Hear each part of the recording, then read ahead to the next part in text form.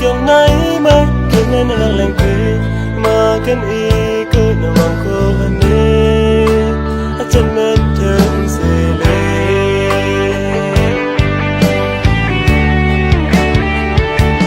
rất trong bê cười ấy yêu cô cha nè sao thế lẽ tao nói cho khoảng đi đeo về không cứ treo cái sáng cả bê cô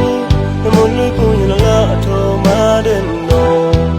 thọ mẹ qua cầm cho mà nằm lặng ang xa đá hay ra ngã nào ta cứ mai từ cái này nên mình sẽ na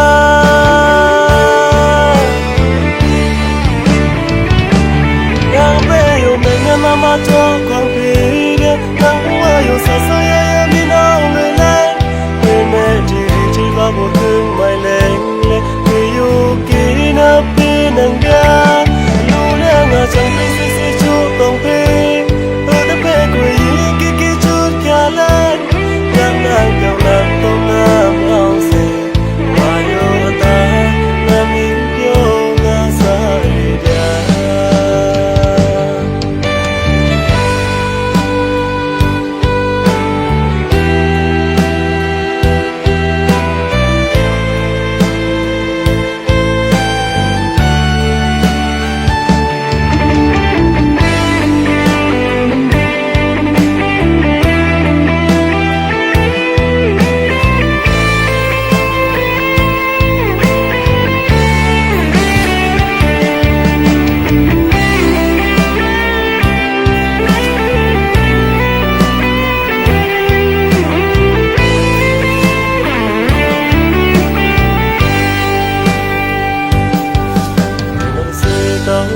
lần mới mà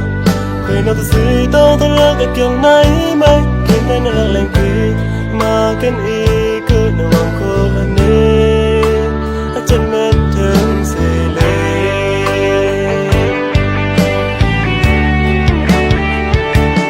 rất trong bê cười ấy yêu cô cha nè sao thế lẽ tao nói cho khoảng đi đeo về không cứ treo cái sáng cả bê cô một lối cô như là thô mà đến nô thọ mẹ qua cầm cho mà nằm lặng ang xa đá hay ra